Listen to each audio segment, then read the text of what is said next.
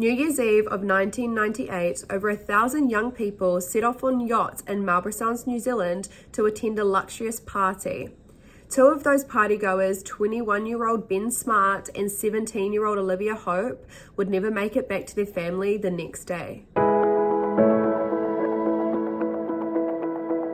Today we're going to discuss the New Year's murder of Ben Smart and Olivia Hope. This case holds a massive potential for miscarriage of justice. It's a huge mind boggle. This is a very controversial case here in New Zealand, which is where I am. Just before we get into the video, I did just want to say I mean no disrespect to anyone that is involved in the case or anyone that's sensitive to this case. This is just information that I have found on the internet or YouTube videos that I have put all the information into one. I also just wanted to give a quick content warning. This case does involve themes of sexual assault and sexual harassment, cancer, homophobia, and suicide and potential murder.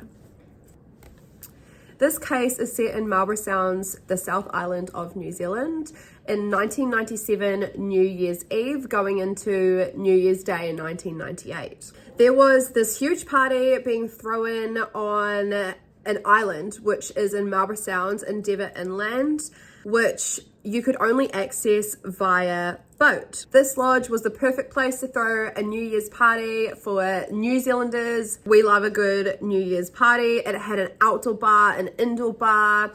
They set up everything. They thought of everything. There was going to be live music, just the perfect New Year's party. Going to this party was 17-year-old Olivia Hope with her older sister Amelia. Now these two were like best friends. They had a very tight connection like this. They were very close sisters. They shared a group of friends of about 9 that also accompanied them to this New Year's party. Due to the fact that this party was on a remote island, these girls hired a small yacht, and in order to actually attend this party, these girls are going out partying, they want to drink, they want to have a good time. They also don't want to have to think about where they're going to stay the night, what they're going to do after the party. Olivia and Amelia wanted to get their boat docked as soon as possible to get straight into the drinking and celebrating of New Year's. So they arrived at this party around 9 p.m. and then as the night went on, it started getting more crowded. People were showing up, and then later in the evening, just after midnight, so technically on New Year's Day, arrived Ben Smart. Ben Smart had already celebrated his New Year's with his friends when everyone celebrated when it hit midnight, and then set off to meet Olivia just early hours of New Year's Day. Ben and Olivia, you know, they knew each other, they were friends. Some would say they were a couple. They weren't a couple as such, not titled a couple, but, you know, feelings, I would say. Even though that has nothing to do with the case, it doesn't matter whether they were a couple or not a couple. That's just speculation between everyone else. By this time, it was past midnight. Most people, you know, have celebrated their New Year's. Everyone's quite drunk. People are taking water taxis back to either their docked boats or back to the land, to their motels, hotels, wherever they were staying for the night. Ben Smart and Olivia Hope were one of the last people to leave the party. When Olivia and Ben got back to the Tamarack, when Olivia got on, she noticed there was a lot of people. Like, the boat was so full of people and there was just nowhere to sleep. Like, not even the floor. There was nowhere to sleep at all. And keeping in mind, like, Olivia and her sister Amelia and all of their friends, they all chipped in for this boat. So they had somewhere to stay. Like, they paid for that bed. They paid for that ride. They paid for that bed. And she's come home and it's just chock full of people that haven't paid to stay there. Olivia was actually really pissed off about this, and I mean, fair enough. She paid money to stay there. She ended up trying to wake up a few people, saying, you know, get out of my bed. Like, this is my home. She didn't say it like that, obviously, but she did wake up some people and they're just too drunk. They just didn't care and they just went back to bed. Someone did say to Olivia, you know, well, Ben hasn't paid to stay here. And fair enough. No, he hasn't. But at the same time, like, that's like, I know he's not her partner, but he was accompanying her. If she wants to share her bed with Ben, well, so be it. That's fine. Regardless, Olivia and Ben ended up leaving and deciding you're just going to find somewhere else to stay for the night, whether that be on mainland. They were going to sort that out as they go. Ben and Olivia ended up flagging down a water taxi. This time it wasn't actually a water taxi. This was a barman from the party who actually just felt bad for the people that were left over at the party. And, you know, he was sober and was like, you know what, I am going to start dropping people off at home and their boats, and just offered a kind helping hand. So they hopped on this water taxi and they said, hey, like, we don't know where to go. We've got nowhere to stay. Our boat is completely full. And is there anywhere that you know that we could potentially stay? And this guy had said back to Olivia and Ben that there is no way that you're finding somewhere to stay at 3 a.m. in the morning on New Year's Day. It's just not going to happen. It's just not going to happen. It's just not going to happen. Most people in bed at this time, back in their motels, back in their boats, sleeping off the drunk, you know, pre-booked places for New Year's. But then on this water taxi, there were 3 other passengers, a couple, man and woman that were together, a couple, and then another man, which in this case has been named the mystery man. He then had said to Olivia and Ben, like, hey, look, like, I'm going back to my boat to bed and I've got a spare room. Like, if you'd like to stay, like, I'm more than happy to have you stay the night if you're looking for a bed. Well, actually, he didn't quite say it like that. He said it like, you can stay, but not him. That's what he said to Olivia, you know, like, Olivia, you can stay, but not Ben. That's a little bit dodgy, you know? If you're asking, that's super bloody dodgy. Anyway, he just joked it off like he was just joking. And Ben and Olivia, they were both a little bit drunk and they needed somewhere to stay. So they kindly accepted this offer and headed off to this mystery man's boat. As they were getting off, the water taxi man, just because knowing that they're drunk and hearing this guy's comment, just wanted to make sure that they're all right. And he did just ask them, like, are you sure that you want to stay here? And Ben and Olivia, like, they were just quite happy to have a bed for the night. They're like, yeah, no, like, absolutely, like, that's cool, we're happy, we're fine. So the water taxi dropped those 3 off, then went and dropped the other couple off, and then went back to Fernal Lodge, and that was the end of New Year's Eve / New Year's. So now it's come to New Year's morning. Everyone's waking up, their friends are waking up, and there's no Olivia. But obviously they knew Olivia wasn't gonna be there because there was nowhere for Olivia to sleep. She had to go find somewhere else to stay. So her sister, Amelia, just thought she's found somewhere else to stay. She is safe. She's with Ben. Like, you know, it's cool. It's fine. It's fine. She's old enough. She knows what she's doing. Olivia didn't end up turning back up at the Tamarack. And it was time to get the Tamarack back to the people that they hired the yacht off. So everyone packed up. They took the boat back. Still no Olivia. And it was time to really go home. But, you know, at this point, Millie's probably thinking she's probably found a ride home, or Ben's probably taken her home. Like, it's cool. It's fine. Like, nothing unusual at this point. When Amelia got home to her parents, Olivia still wasn't there. And she couldn't get a hold of Olivia. There was not really any way to get a hold of her. No one was really worried at this point for, you know, her safety or that she was missing. When Amelia got home to her parents, Olivia still wasn't there.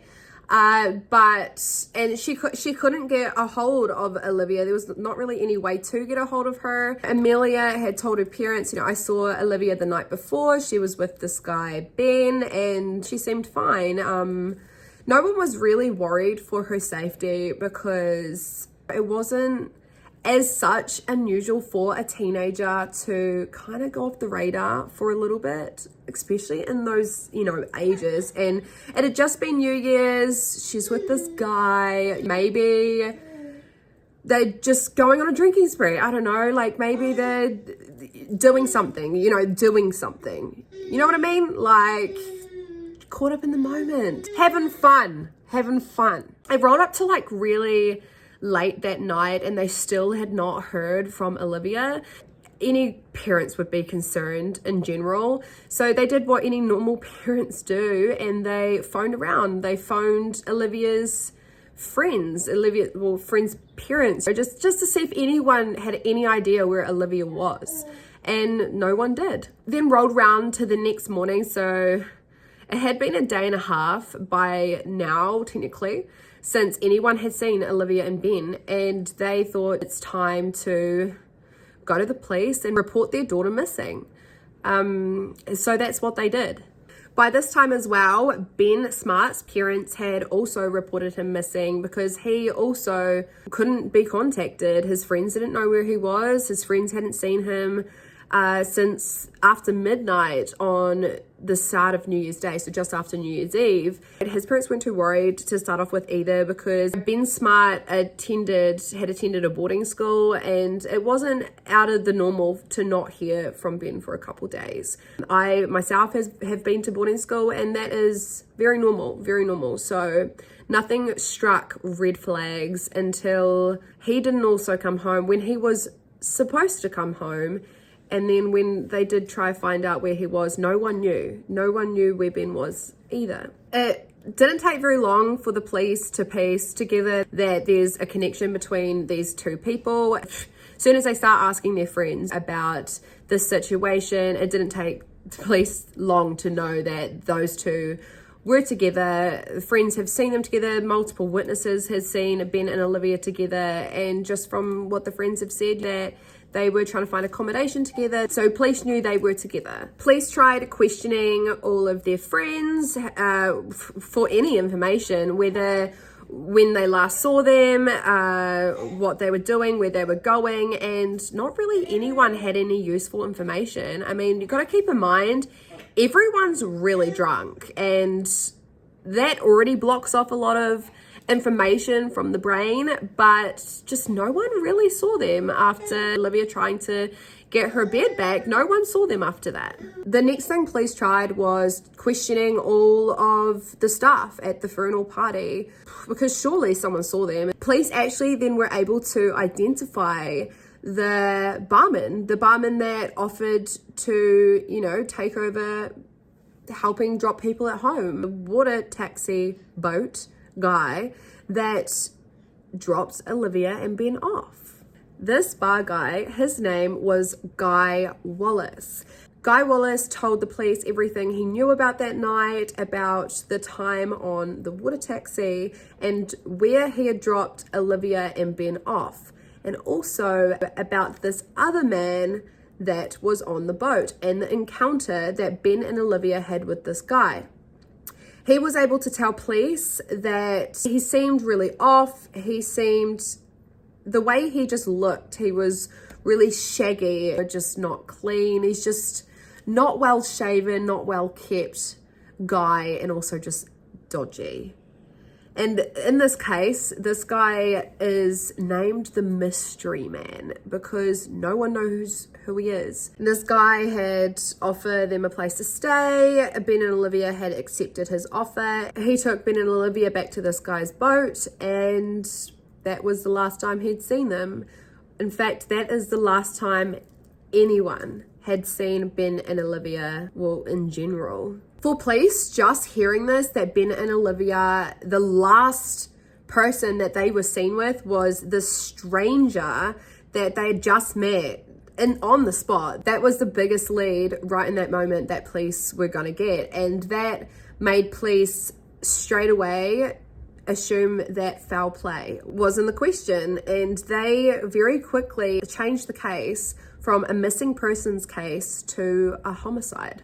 On the 5th of January, only 2.5 days, because technically the investigation didn't actually start until half through the day of the 2nd, an investigator called Rob Pop took on this investigation, and he very quickly changed it from a missing persons case to a homicide. He very much believed that due to the circumstances of them being last seen with a stranger, that this mystery man had something to do with their disappearance, and quite very highly they were looking for Ben and Olivia's bodies.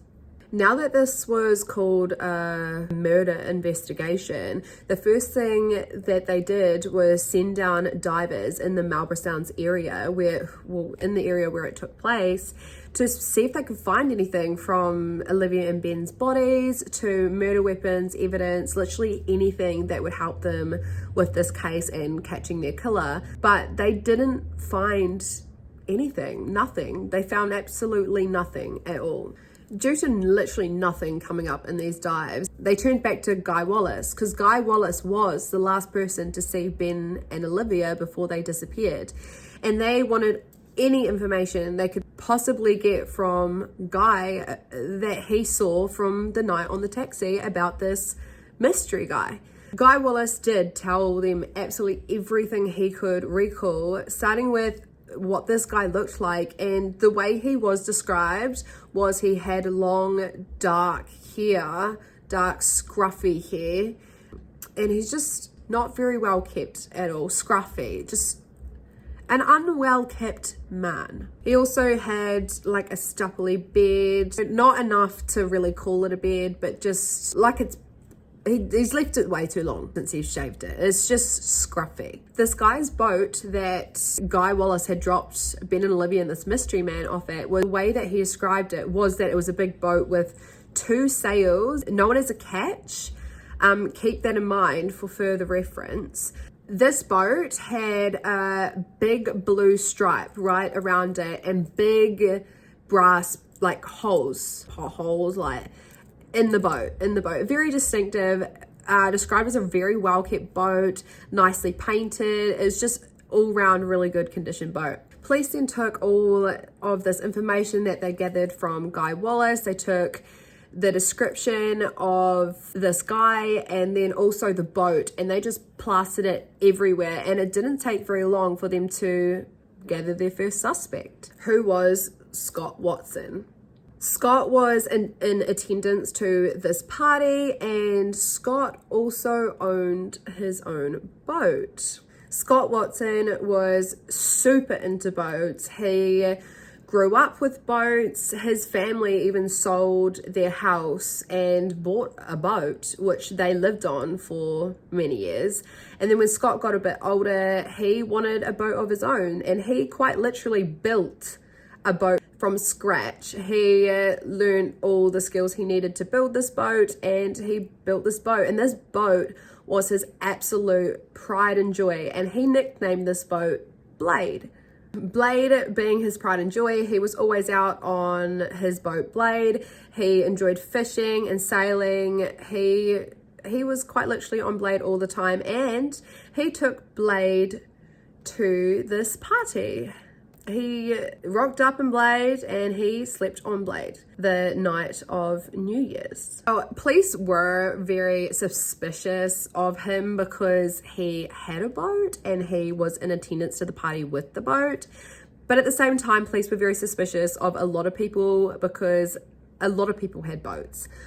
But when you look at Blade, it is nothing like what Guy Wallace described to police about this boat that he dropped Olivia and Ben at. It is absolutely nothing like. At the time this took place, Blade was red and white. It's quite literally the opposite of blue. It's not. It's very, very different. It's nothing what Guy Wallace described to the police. Keep in mind, Blade is what is known as a sloop boat, which has one sail. And Guy Wallace very distinctively said that this boat he dropped Ben and Olivia at had two sails, a catch. It's very, very different from a big boat to a smaller boat. That's a massive difference, massive difference. Blade was a metal boat that Scott quite literally welded himself, and the boat that Guy Wallace described was wooden. Massively different again. The boat that Guy saw had a massive blue stripe around it and those holes in the side. Blade had none of that. Blade was literally the complete opposite version of what this boat that Guy described to police. Those are two different boats. Two different boats. Even in saying that, police still had reason to believe that this guy could be Scott, and for many different reasons that aren't just the boat. So police had asked many witnesses of anyone that had seen or spoken to Scott of the night of the New Year's Eve party, and quite a few people came forward with pretty shitty stories about what Scott did that night.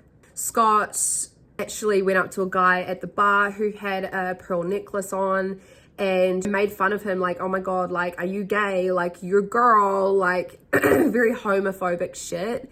And he'd said back to him, no, like, this is my sister's, you know, she's dying of cancer. And even Scott then still made shitty comments back to him about that. Like, that's very insensitive of Scott to do. Not just that, there's many stories on Scott with sexual harassment and assault, grabbing a girl's bum, putting his hands on her when she didn't want that, and also just making really sexual comments to lots of other women. Is just being a right dickhead, really. Now, it doesn't just stop there, let alone with all those multiple reports of sexual harassment and that one of sexual assault. It doesn't stop there. There was this one couple that were sleeping on their boat early hours of the morning, and I do believe it was around 3 a.m, sort of time.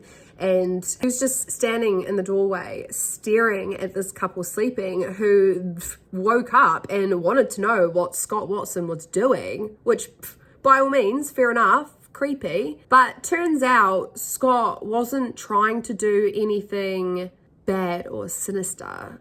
He actually just wanted the party to keep going. He actually boat hopped quite a few boats down his lane of where his boat was docked, and just trying to find someone to continue partying with him, which was not successful. He couldn't find anyone that was, I mean, it was early hours of the morning, like people were sleeping, and which he couldn't find anyone to party with him, so he ended up then just going back to his boat and going to bed. Right back at the beginning of the investigation, the lead investigator, Rob Pope, said that he had a really bad gut feeling about Scott Watson. And this had a lot to do with his criminal history. He had 48 criminal convictions from the past. Now that is a freaking huge number. These convictions were for types of things like burglary, sexual assault, robbery, possession of a firearm. He was even sent to juvenile prison for 2 different accounts when he was a young teenager, which all sounds really, really bad, but at the same time, nothing really screams murderer.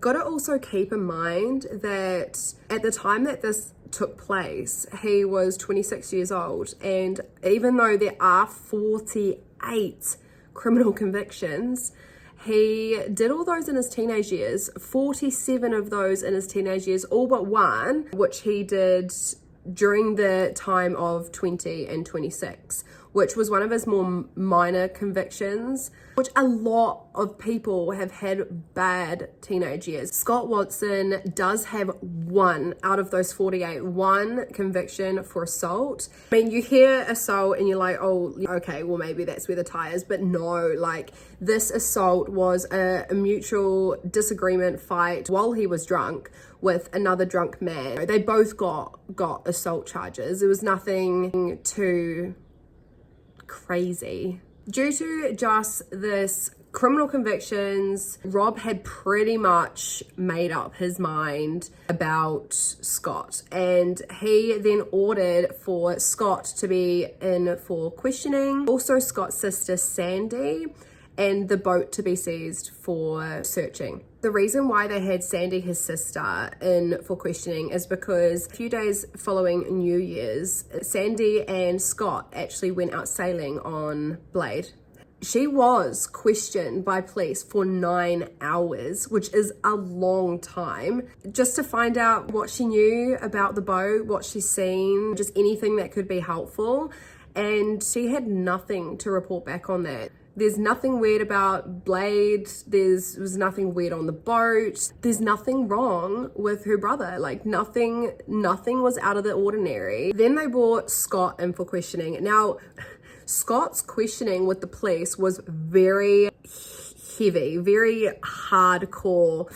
Police, like I had already stated, police pretty much had already made up their mind about Scott. Like they were convinced that Scott was guilty for a double murder of Ben Smart and Olivia Hope, and they were hitting him questions like, where are Ben and Olivia's bodies? Like, what did you do with their bodies? How did you murder Ben and Olivia? They were accusing him for stuff, I tell ya.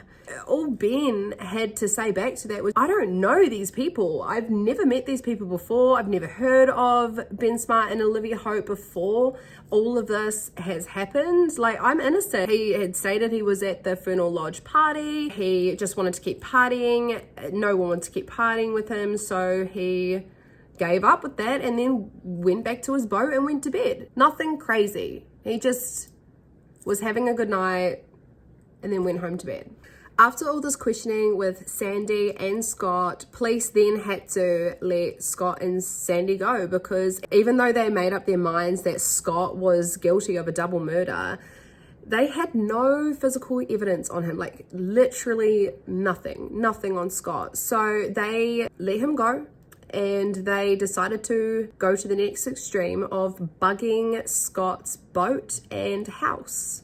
Now, the police listened in on Scott's conversations on the boat and the on-land house, which was his parents' house. They listened in for months and months, because they were trying so hard to gain evidence against Scott, and there was just nothing, absolutely nothing, over months and months of listening in and doing everything they can to find some evidence against him. And if anything, it was just more reason that he was innocent, because for anyone that he talked to at the house or on the boat about what was going on, he had the same exact story to an absolute T about his whereabouts, what he was doing. There's absolutely nothing in his story and his words that changed. Over all that time, it stayed crisp clean. Now, going back to Guy Wallace and everything he said about that night and what he saw from the mystery man and the boat, nothing adds up with Scott. Literally nothing. Guy Wallace actually had to describe with different pieces of like different chins, like 6 or so chins, and pick the one that it was this guy and eyes and hair and so and so, pieced it all together to come to a drawing of this guy that he saw. And the thing is, the guy on the sketch didn't quite look like this mystery man after it was drawn, and Guy had asked if it can be redone, but police just wanted to get it out there. Now, that really just tells me that police quite literally had already made their minds up that they're going to find evidence on Scott. Scott is the murderer, and that's that. The police really seem to have been turning eyes to everything that witnesses and Guy Wallace had been saying. They even got to a point where they were then putting out to public that Guy Wallace must have just not remembered the boat correctly. And guys there, like, no, I remember very distinctively, like, it was a big boat, and Scott's boat Blade is not that big. Like, to get from the water taxi onto Blade would just be like a step over the side. And as for this boat that Guy Wallace had explained to police was this big boat, like, he had to give them a foot up to be able to get on this boat. Like, he's not going to forget that. And police were just brushing it off because they set their mind on Scott, and then everything that Guy was saying, it was getting changed to suit what was going to be beneficial for the police. With the description that Guy Wallace gave the police about this mystery guy that he had seen, there's actually a photo of Scott Watson from the night of the party, of his hair and his face, and he's quite clean shaven, is really put together. Like, he looks nice, like he's not scruffy, not what was described about this mystery guy, the guy that was last seen with Olivia Hope and Ben Smart. Just two different people. And even if it was Scott, and Scott's then committed this crime and then gone home and shaved his beard and tidied his hair up, like, it's not like that, because this photo was taken well before Ben and Olivia went missing. It's just not.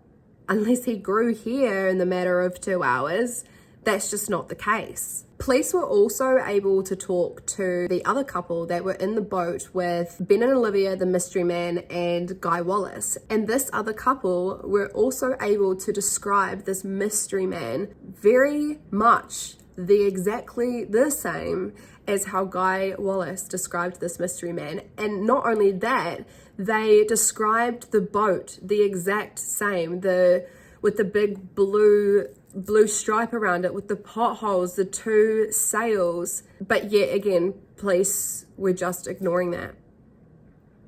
I should probably also mention that it wasn't just them that saw this boat and this shaggy man. Even the day of New Year's, a few witnesses had spotted this boat that was being talked about with this blue stripe and potholes and two sails sailing around Marlborough Sounds. Also, people had seen someone driving it who looked like a shaggy sort of man, and then also there's two passengers sitting at the back, and one was of a young female with blonde hair. Now, I don't know how the police are just turning a side eye to this, because if there's so many witnesses witnessed this boat must exist, and this man, he must exist. But police had their mind made up, and apparently that didn't happen.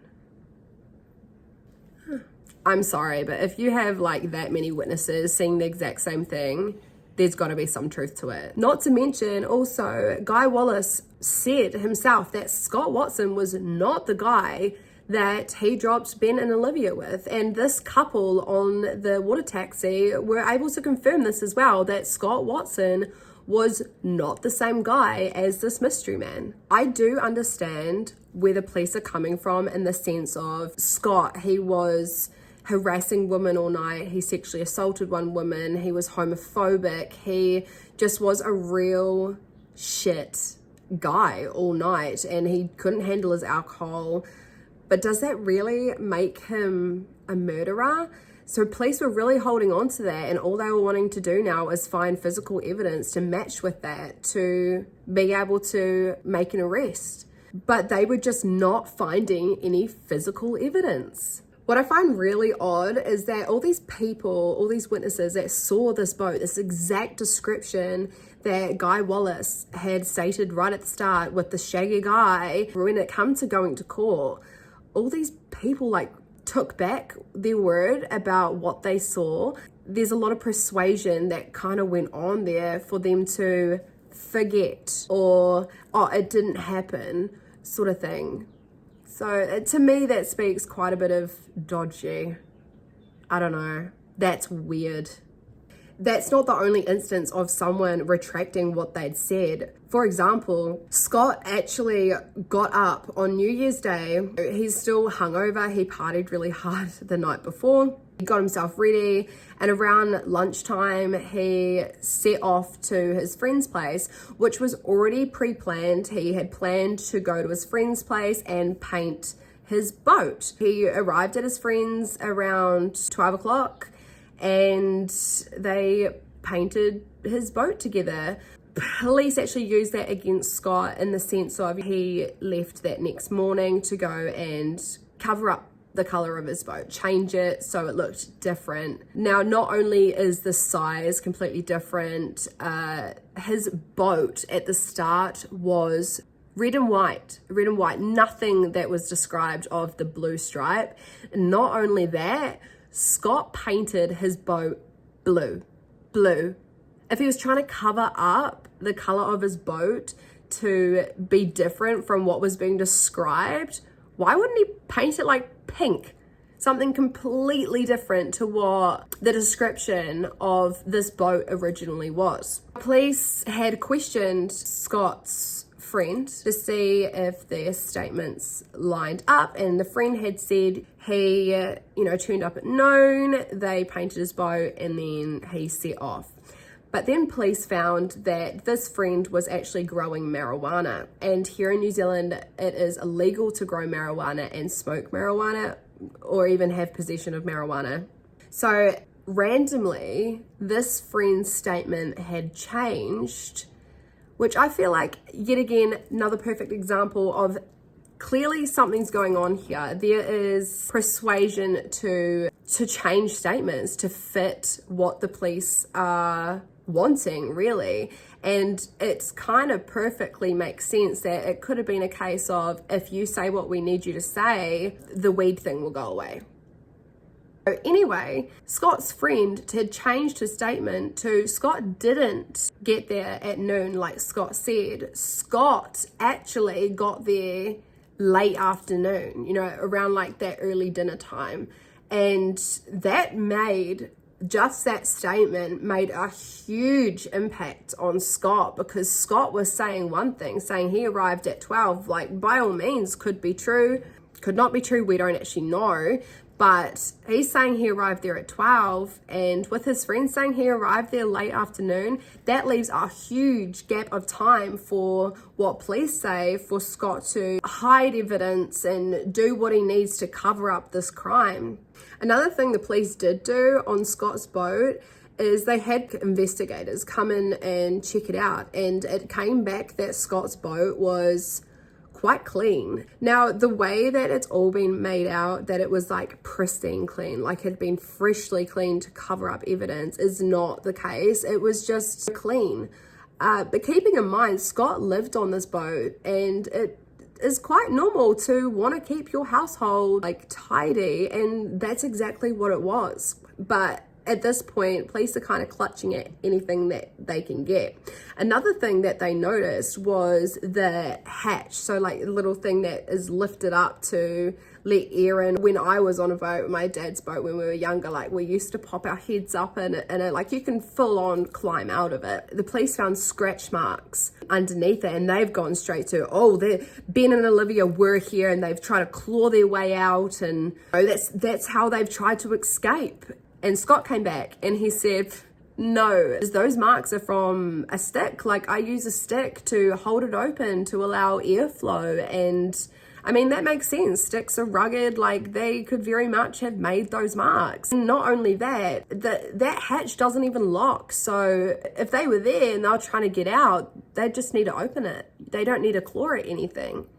Up until this point of this case, everything on Scott has literally been circumstantial. It's been word of mouth. This person saw that his boat's a bit clean, and there's these marks on this boat, but there's been good reason to everything. So literally not any hard evidence, just hunches, until they found a blanket in Scott's boat. This blanket had a tiger on it, just a normal bed blanket, just to keep yourself warm in the night. And the investigators thought, okay, let's take that blanket and pull out every single hair that we can find on that blanket and run DNA tests on it. Because surely one's going to be either Olivia Hope's or Ben Smart's hair. And that's exactly what they did. They handpicked over, I think it was 400 hairs out of this blanket and put it in a little Ziploc bag and sent it off to be DNA tested. The lady that had to go through the Ziploc bag of hairs had to tip these hairs on a table and hand go through 400 individual hairs, which nothing was in that bag of hairs. His hairs were quite small hairs, little brown hairs that would, from a man. Nothing was found out of that bag of hair, so they just put it away on a shelf and continued with their investigation. Until 2 months later in March, nothing had come to surface, no evidence, nothing. So police thought, well, let's pull out that bag of hair again and maybe we missed something. Let's look at it again, reassess this bag of hair. So that's what they did. But this time they found 2 hairs of Olivia Hope's hair. 2 long blonde hair of Olivia Hope's hair. How in the first looking of this hair did you just miss 2 long blonde hairs? How? Turns out that actually there was 2 bags of hair, one with the hair from the blanket and then another bag of hair of Olivia Hope's hair, which was collected from her home, from like her hairbrush, to be able to match any hairs that could possibly have been found with her hair. And what has seemed to have happened is that it's kind of been cross-contaminated. Now, what seems very odd is that not only was it cross-contaminated, but there was a snip in the bottom of the bag that seemed very much done by scissors, but just due to that alone, that become inconclusive. A little bit dodgy, if you ask me. Whether that's purposely done or not, we don't know, but just because that there is a snip there, that evidence is done for. The lady that was inspecting the hair actually had pulled out Olivia's hair out of the second bag just to reassess it, to see, refresh your mind on what she's looking for. Put that back in the bag and put it to the side. Whether that snips in the Olivia bag or the other bag, I don't know if it makes a huge difference. She did put her hair on the same table that she then followed with putting the hair from the blanket in the exact same spot, which I'm sorry, but if you are being very technical with what you're doing, you should be using 2 separate spots. So there is absolute 0 chance of cross-contamination. I don't think they're being very thorough in that situation, but that's just my opinion. I mean, let me know what you think in the comments, but you know what I mean. What is really annoying is that when they gathered Olivia Hope's hair for reference hairs, they didn't just get a specific number of hairs to reference this evidence bag with, where when those 2 strands of hair were found, they could have just gone, okay, well, let's recount the reference hairs and see if 2 are missing. And, if they're not missing, then there it is, case closed. But because they didn't do that, shit, man, I tell you, it's just mind confuzzling. At the end of the day, this is the most strongest piece of evidence that the police have gathered over all of these months. And just due to one mishap in the lab, it's just not, you can't use it. I mean, for all we know, those hairs could have been in that bag all along, and they were skipped, but due to all the snips and the contamination between the 2 bags, it's not viable. If you want my opinion, I feel like despite all the evidence that was gained on Scott, he was still arrested and charged under the suspicion of a double murder, even though the evidence was little to none. It was all based on suspicion and just really circumstantial situation. And the 2 sides of the court, they were having a massive, disagreement, and fair enough, because it is very circumstantial. There are no hard proof evidence to really solid this case to it was Scott. Like, there's no doubt about it, because there's just nothing close to that. Lots of witnesses were called up to give their statements on what they saw that night, and then character witness statements on who he is as a guy. And there was a lot of bad things to say about Scott, because he was a real shit guy on that night. And without defending Scott in the sense of his actions, because that's not the case, all of those statements were revolved around the fact that it was very verbal, like verbal towards women and homophobic comments. And he did grab that girl's bum, yes, and that is real shit. But does that make you a murderer? I just feel like they're two very different things. All they had on Scott was that he was just a real shit person and real shit acts, but nothing that would really point you towards a murderer. Aside from all the witness and character statements that were gathered, the only evidence they had to go on was nothing, really. They had nothing.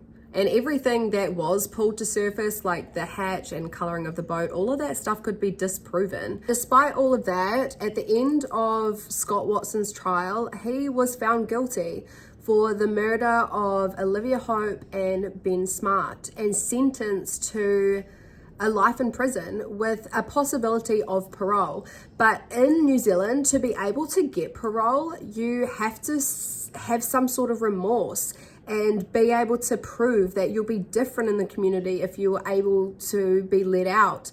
And the problem with that is, to this day, Scott still hasn't admitted it, because he's so adamant that he did not commit this crime, and he doesn't want to admit to a double murder that he did not commit. So without him admitting and showing remorse, he's not going to be able to be given parole. I mean, to this day, there's still no proof of any bodies. There's been no remains, no murder weapon that's ever been recovered, nothing. I mean, there's literally zero evidence. And the problem with nothing coming to surface over all this time, he's really holding on to the clutch that some evidence comes to surface, and that's the only way that it's gonna really do anything in Scott's favor. If something comes out of this where he can be proven innocent. There's quite literally nothing that proves that Ben Smart and Olivia Hope have been murdered. The only thing that really shows that they are is the fact that all these years have passed and they haven't come home. So, I mean, they must be. They must be. It's been over 20 years. But until something surfaces, like a body, possessions, any sort of DNA, the likelihood of Scott getting parole without showing remorse and admitting to this crime is close to not happening. Here in New Zealand, it's a very controversial case. Lots of people believe that Scott didn't do it and that he's been wrongly convicted, and I completely understand why and where these people are coming from. And a lot of people do believe he did it and that the police did get the right guy. Let me know what you think in the comments. Unfortunately for Scott, if proven to be innocent, would need to be evidence coming to surface, and the likelihood of finding remains over 20 years later is super unlikely. On that matter though, in 1999, scuba divers found human remains in the Marlborough Sounds area in the lake, in the water, and this was of a human skull of what they believed to be a young woman. Now, I don't know why this was never forensically tested to prove if this was Olivia or not. Beats me, I don't know, but just because they're holding out or not going to forensically test this human skull literally determines and is the reason why Scott is, if he didn't do it, still in prison and rotting in prison, because they're not testing the skull. What? It's a very frustrating case for a lot of people, especially around the police work. It's just so muddly, such a shambles. I did just want to add that Guy Wallace died of suicide on March 2021, and he left on his body a suicide note that stated how unhappy he was with the wrongful charge of Scott Watson and that they have the wrong guy. I mean, this is the guy that saw the mystery man, the guy that was last with Ben Smart and Olivia Hope. So whether anything's done about that, I don't know, but... And just lastly, if you're not already mind boggled as it is, a few years back from now, a boat was actually spotted in the North Island in Carfia that is picture perfect to the original description of this boat that Ben Smart and Olivia Hope climbed onto and were never seen again. So just something to think.